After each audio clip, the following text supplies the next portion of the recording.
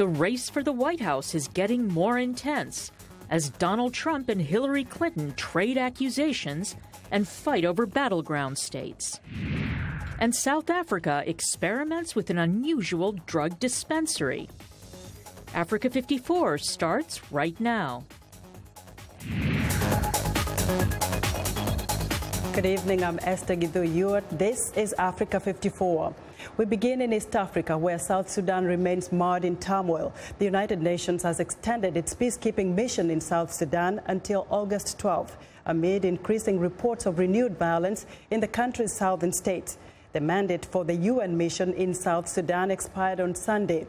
Friday's unanimous vote by the UN Security Council was seen as a short-term gesture, while world leaders consider either sending in more troops or imposing an arms embargo on the nation, or even both. Samantha Power, the U.S. ambassador to the UN, says there are alarming reports of violence in South Sudan's equatorial states. Thousands of civilians have already gathered at the UN bases in search of a safe refuge during street battles. The UN mission is made up of 10,000 troops, but was unable to intervene in the battles in Juba between forces loyal to President Salva Kiir and others who back the former first Vice President Riek Machar. Both sides are equipped with heavy weapons, including tanks and helicopters. Now, joining me in the studio is Brian Adeba, with South Sudan political analyst from Enough Project. Brian, welcome to Africa 54. Thank you very much. Let's talk about the fighting that's going on. Even though we understand that Juba is relatively calm today, but there have been pockets and reports of fighting here and there, some between the forces loyal to Salva Kiir and Riek Machar. What do we make of this? That itself is an indication of an escalation in the violence that's taking place. There are reports of fighting around Juba, around the stronghold where Riek Machar comes from, and it is a very worrying sign for the peace agreement. Definitely. Do we even know where Riek Machar is as of today? Absolutely. We don't have an idea. He has said that he is around Juba, but no one knows exactly where he is. He's spoken to reporters via phone, but his location remains unknown. And when you look at one of the issues happening, lately is the resignation of Lama Cole, the Agriculture and Food Security Minister, who says the country has kind of headed to the collapse. He is no longer there. He has left for Addis Ababa. Is this a sign that Salva Kiir's government is headed for a total collapse? No, not really, because Salva Kiir, Lama Cole, sorry, is a member of the cabinet from a very small party that came into the cabinet because of the peace agreement. The collapse of the government because of that withdrawal is being overstated, I think. And there are a lot of questions surrounding the legality of appointing or replacing Riek Machar with Taban Dengai as the first vice president. What do we know about that? What does this mean actually for the peace agreement? Well, it means a lot in terms of who actually gets to control the SPLM opposition forces. Is it Taban Dengai? Does this appointment make him the overall commander of the SPLM-IO, or is it Riek Machar? To date, the details on that are very unclear, unless I think Taban can prove that he has the support of the IO troops. Then we can say that he is in control. Likewise for Riek Machar. And again, let me, quoting the Festus Mohai, the chairman of the Joint Monitoring and Evaluation Commission, he says the country's economy continues to head to a complete failure. And when you look at that, you wonder what's going on with the common South Sudanese person. There are so many that have been displaced. Others are dead already. What does this mean? Or what can the regional leaders do to stop further deterioration of the situation in South Sudan? I think the leaders have been slow in responding to the crisis. To the best of my knowledge, I think that the escalation deserves more stringent intervention and dialogue and interaction, and I think we've not seen that. We've just seen a little bit of a reaction when they said they were going to send in, they were considering sending in a buffer force, and that died down. And I think that at this point it is very crucial that the IGAD countries step in with a reinforced interaction to bring both sides together. Otherwise, we're going to see a complete deterioration in the peace agreement. You know, Brian, we had a congressional hearing on South Sudan just before the renewed peace deal between Riek Machar and Salva Kiir. And now, from Enough Project, I read that South Sudan is headed to a political suicide. Is that your take? Absolutely. Is there a way of stopping this? It is our belief that right now South Sudan is sitting on top of a cliff. All it requires is a small nudge and it will fall over the cliff. And when that happens, we'll have a scenario like Somalia in 1990 plus Rwanda in 1994, because what's going to happen is the ethnic fabric that has been holding the country together has deteriorated considerably. And we will have a scenario where there will be targeted killings of people based on ethnicity, and this is a scenario that we should all not look forward to. And quickly, if Riek Machar returns, what next? That's still up in the air whether he will return or not. Taban Dengai has said that he will step down, but that remains to be seen. All right, Brian. Brian, thank you very much for your insight. Brian Adeba is a South Sudan analyst with Enough Project. This just into Africa 54. The United Nations-backed Libyan government has announced that the U.S. military has begun airstrikes against Islamic State terrorists in the Libyan city of Sirte at the government's request. Fayez Siraj, head of the UN-brokered Presidency Council, says that U.S. warplanes attacked Islamic State positions, causing major casualties. The strikes mark the start of a more intense American role in the fight against the Islamic State in Libya. Still in East Africa, at least 7 people are dead in Somalia after a suicide attack in Mogadishu. The attack targeted the headquarters of Somalia's Criminal Investigation Department.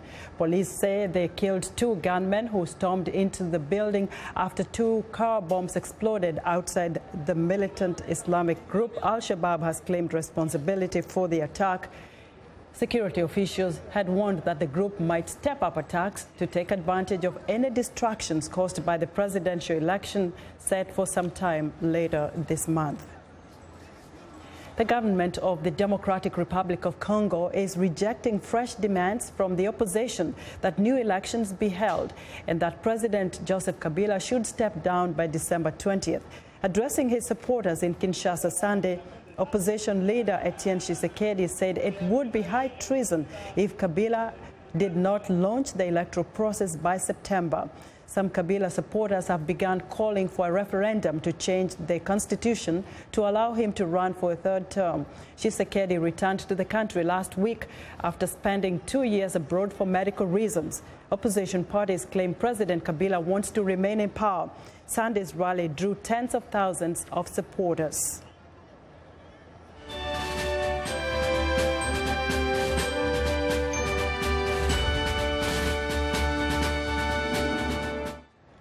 The race for the White House is getting more contentious by the day. Republican candidate Donald Trump is being forced to defend more of his controversial statements, looking to capitalize on those comments. Democratic rival Hillary Clinton is questioning Trump's expressed admiration for Russian President Vladimir Putin in view of allegations that Russian hackers attacked DNC computers. VOA's Latza Hoke tells us more. In an interview with Fox News Sunday, Clinton criticized Trump's stance on Russia in view of the hacking allegations. We know that Donald Trump has shown a very troubling willingness to back up Putin, to support Putin, whether it's saying that NATO wouldn't come to the rescue of our allies if they were invaded, talking about removing sanctions from Russian officials after they were imposed by the United States and Europe together because of Russia's aggressiveness in Crimea and Ukraine. Trump has suggested he might recognize Moscow's annexation of Ukraine's Crimea Peninsula. In an interview with George Stephanopoulos on ABC's This Week show, he said he was being practical. But if we can have a good relationship with Russia, and if Russia would help us get rid of ISIS, frankly, as far as I'm concerned, you're talking about tremendous amounts of money and lives and everything else. That would be a positive thing. Trump also responded to criticism from a U.S. Muslim father whose son died serving with U.S. forces in Iraq. If you look at his wife, she was standing there. She had nothing to say. Maybe she wasn't allowed to have anything to say. The soldier's parents reacted angrily at the suggestion. I was in pain, and all America felt that pain. Referring to Trump's remarks, Clinton told supporters in Pennsylvania Saturday that her rival is not a normal candidate. Somebody who attacks everybody has something missing. Trump, who usually calls Clinton Crooked Hillary, made it clear that the tone of the campaign will not get any better. Just remember this, Trump is going to be no more Mr. Nice Guy. The latest polls indicate a very tough race for the top U.S. office. Zlatica Hoke, VOA News, Washington. And joining me in the studio is Alex Chamwada, a veteran Kenyan journalist who is keenly following the U.S. election process. Alex, welcome to Africa 54. Thank you, Esther. And you know, you've covered the U.S. election for a while now. What is your perspective so far of the U.S. electoral process? First of all, thank you, Esther. If I compare with what I saw in 2008, because I covered it 2008 and now, I feel that the emotions are bigger. The divisions within both parties are quite visible, and it's more dramatic. What makes it more dramatic this time around is the outbursts and remarks of Donald Trump. So then, in that sense, I find it quite dramatic. And covering the 2008 and now, it's sort of, for me, a continuation. And given that Hillary Clinton has been there before, it's familiar. Many of the issues I'm covering are quite familiar to me. And you're right, you followed the election closely, especially all Kenyans did follow the election closely, the last two elections, because President Obama was running, and also because they consider him as one of their own. Why the interest this time around? The interest because, of course, they've been following the administration of President Barack Obama, so they would want to know what next after Barack Obama. Will the Democrats continue, or the Republicans will now come in? Who will win? Secondly, it's Trump. Trump is quite dramatic, and Kenyans love drama. It's quite familiar with how politicians talk back home. So they are following not just because of the Democratic and Obama link, but also the Donald Trump drama. And it's quite exciting to them how they are seeing the two politicians, answering each other. Yes, we can't say there are no issues. There are issues. It's issue-oriented election, but the drama bit of it is quite interesting. Yeah. And some may be concerned about what's next in terms of the U.S. policy towards Africa, for that matter, or various countries. Yeah, of course, pick an issue like immigration. There's been that perception in Kenya and Africa in general that the Democrats are a bit more friendly when it comes to immigration policies, and the Republicans are tougher. So again, they're seeing Donald Trump, being so tough and saying we will be tough on immigration. So they just want to know how will it go, who will win, and how will it affect us. So now, from a journalistic point of view, you've watched also the American media and how the American media is covering the whole electoral process here in the U.S. What is the take-home message when it comes to covering elections? In fact, Kenya is going to have elections for the presidency next year.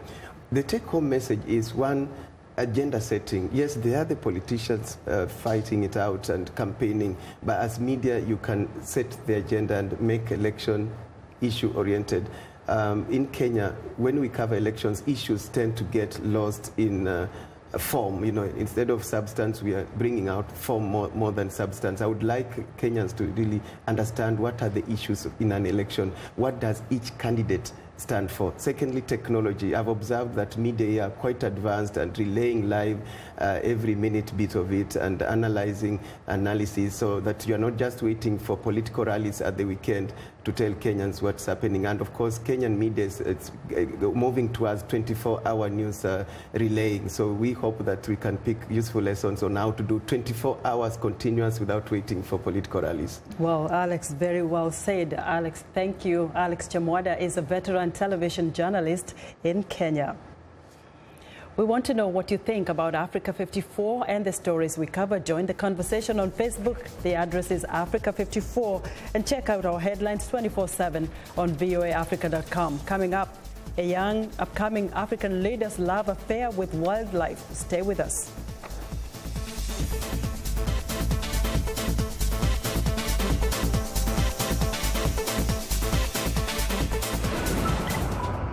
health news and notes. This is Living Better. In North Korea, few women smoke cigarettes, but over half of adult men do. Unlike other products, many domestic brands are available, but the government is trying to get smokers to quit. The Supreme Leader Kim Jong-un issued an anti-smoking decree in early 2016, though he's often seen smoking himself. 건강에 나쁜 담배. That's North Korea's top anti-smoking official. She says that cigarettes are very bad for the health, and state television shows its harmful effects. This man used to be a smoker. He says that when he stopped smoking, his wife was happy and he lost that smoky smell in his mouth. North Korean state media say that male smokers are down by 8% in recent years, and that the country has reduced the amount of land devoted to growing tobacco. I'm Martin Seacrest for VOA's Living Better.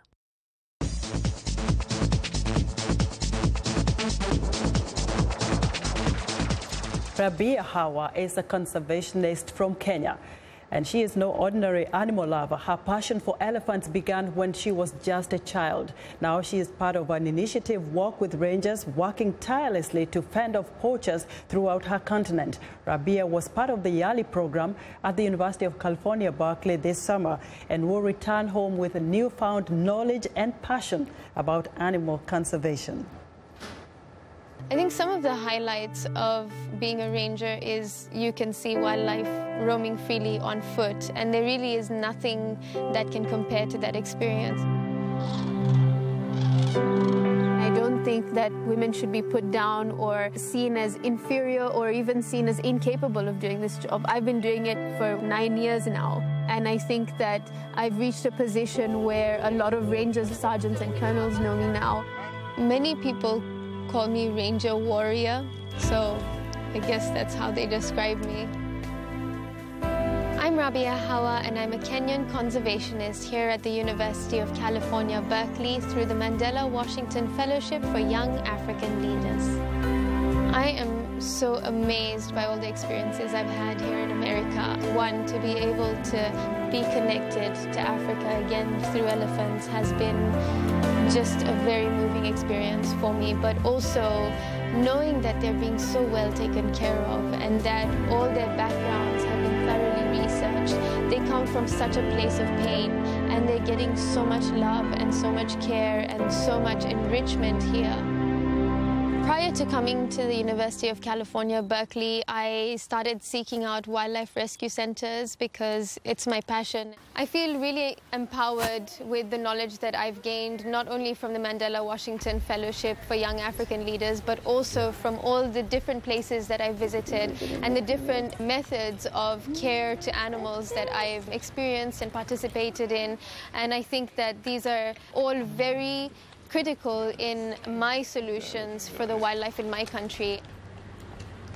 I found out about the YALI program through the U.S. ambassador to Kenya. What we realize is that there are various The dynamics of our class are very varied. We have people from all sorts of orientations, all sorts of religions, and of course different African countries. And I feel that having the views and the insights from so many different regions of Africa is really important in the greater understanding of what not just Kenya needs, but what Africa needs. Most of the time, we sit down at the dinner table and we reflect on our lessons. We are very critical about a lot of the things that we are exposed to. That enables us to think how we can modify the legislations that are existing in our countries. I've always had a connection with animals. With elephants in particular, I grew up in the time when poaching was really bad in my country. I've had to see my friends in hospital beds with bullet wounds, and it's not easy. It breaks your heart. And I don't think that it's fair for people to lose their lives over ivory chopsticks or an ivory spoon or a decorative piece that somebody wishes to have outside his home. It's a little ludicrous to have an item like that and to promote the trade in items like that when you know that it's directly linked to the death of humans. But we'll never stop because this is our future and we're committed to that with our lives.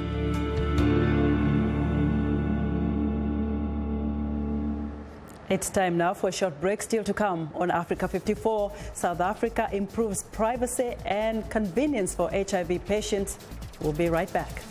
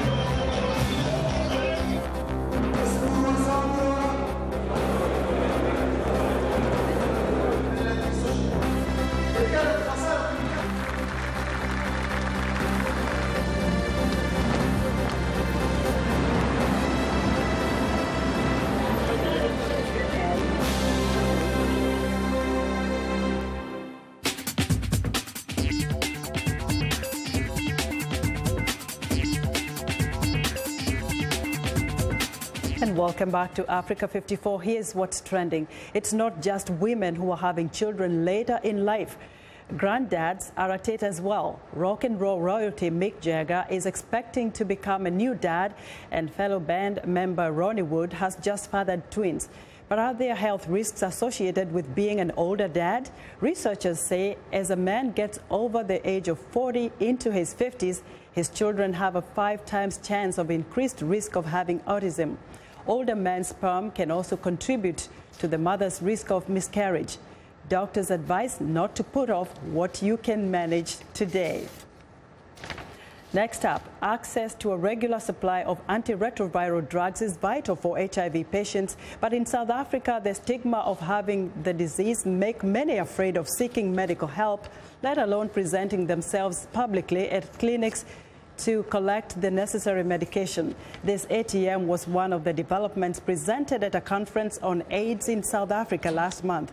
It dispenses medicines for chronic disease patients, including the antiretroviral drugs. Medical practitioners believe the anonymity it provides is essential. Sub-Saharan Africa has the highest number of people living with HIV in the world, as well as the highest infection rates. And finally, a giant fish that once swam from the Gulf of Mexico to the Midwestern state of Illinois is making a comeback. Biologists are restocking alligator gar in several states where it disappeared about a half-century ago, partly in the hope that it will be a powerful weapon against Asian carp. That invasive species has been swimming almost unchecked toward the Great Lakes for decades. It turns out that alligator gar have a taste for carp and can grow more than 9 feet and 300 pounds, dwarfing the fishy invaders, and that's what's trending today. In Cape Town, South Africa, Creative Nestlings is a space where young artists and creatives from disadvantaged backgrounds can come together to collaborate. It is also a place where emerging writers, designers, photographers, musicians, and other artists can showcase their work, and VOA's Caroline Turner has more. On any given day, you'll find Dilly and Furi, his friends, colleagues at Creative Nestlings, deep in conversation. Dillian and his wife Lunga started the company in 2011 to help young artists and innovators from disadvantaged backgrounds find their way by offering a space where members can share ideas. The network attracts architects, producers, filmmakers, designers, photographers, bloggers, writers, musicians, and other creatives. Members pay an annual fee of 750 rands, about $51 US. I think a lot of young people from the disadvantaged backgrounds are starting to really be able to express themselves easily because of internet culture, right? So now they're saying, okay, wait, you won't let us in the door, guess what? We're going to create our own doors. Carl Needley is an emerging music producer. He says spaces like Creative Nestlings are needed if young black creatives are to succeed. I feel like African people, black people in general, colored people, have always been part of the creative space. It's not something new. We've always been creating. It's just that we were closed out. Whereas now we're starting to create our own opportunities where we don't need to be put into certain institutions and things like that. With its sandy white beaches, Cape Town is widely regarded as one of the world's most beautiful cities. But like much of South Africa, Cape Town also struggles with inequality and an expanding divide between the wealthy and the poor, most of who are black. A census in 2011 showed that white South Africans still remain in control of South Africa's economy, just over 2 decades after the end of apartheid. Incomes for white households are 6 times more than that of black families, who constitute 80% of the population. Lack of access to good education has also left many blacks ill-equipped to compete against their white and Asian counterparts in the job market. Designer Tende Gava says working from Creative Nestling has helped him improve the quality of his clothes and caps, and he has learned valuable entrepreneurial skills. Even when I have a singular idea, I sit within a space where there's creativity happening around me, so my single idea can expand into someone else's idea, or vice versa. So again, from 1 cap, 1 t-shirt, to 10, all it took was the consistency. The idea was there, but 1 wasn't enough. Once we knew that the 1 could pitch, was liked, could sell, it was about how can we expand this and make it something viable. As a multidisciplinary agency, Creative Nestlings invests in ideas focusing on urban youth in Africa and the diaspora. They have formed their own cross-continental think tank and online platform called The Nest. The greater goal is to have our own ecosystem as businesses, especially as young black-owned businesses within the South African space and in Cape Town. Creative Nestlings also runs a mentoring program helping its members develop relationships with industry professionals. Carolyn Turner, VOA News. And that's our show for today. Be sure to watch Africa 54 on our website at voaafrica.com. For more news, tune into VOA's evening radio show, Africa News Tonight, at 1800 UTC, and in the mornings to Daybreak Africa between 0300 and 0600 UTC, Monday through Friday. Thanks for watching, and good night from Washington.